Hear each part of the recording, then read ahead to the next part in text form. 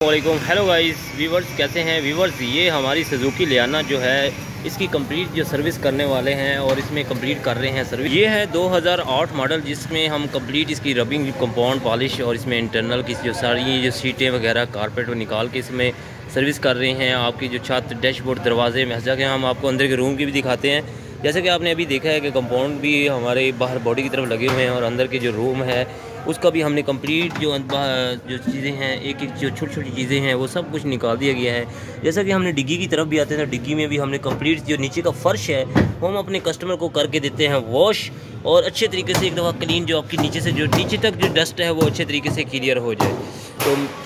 तो हमारी वीडियो को देखते रहिएगा, लाइक कमेंट शेयर ज़रूर करिएगा, जिससे हम नई से नई वीडियो बना रहे होते हैं और आप लोगों को नई से नई वीडियो मिलती रहा करेगी। तो इंशाल्लाह ये एक छोटी सी मुख्तसर से वीडियो अच्छी लगे तो लाइक शेयर ज़रूर करिएगा और लोगों तक ज़रूर कमेंट करें, क्योंकि हम लाहौर के अंदर कार डिटेलिंग का काम कर रहे हैं। सेरेमिक कोट, ग्लास कोट की का वो तो एक अलग बात है, मगर अगर करवाना चाहें तो वो भी कर देंगे इंशाल्लाह। नेक्स्ट वीडियो में मिलेंगे, दुआ में याद भी रखिएगा। अल्लाह हाफिज़।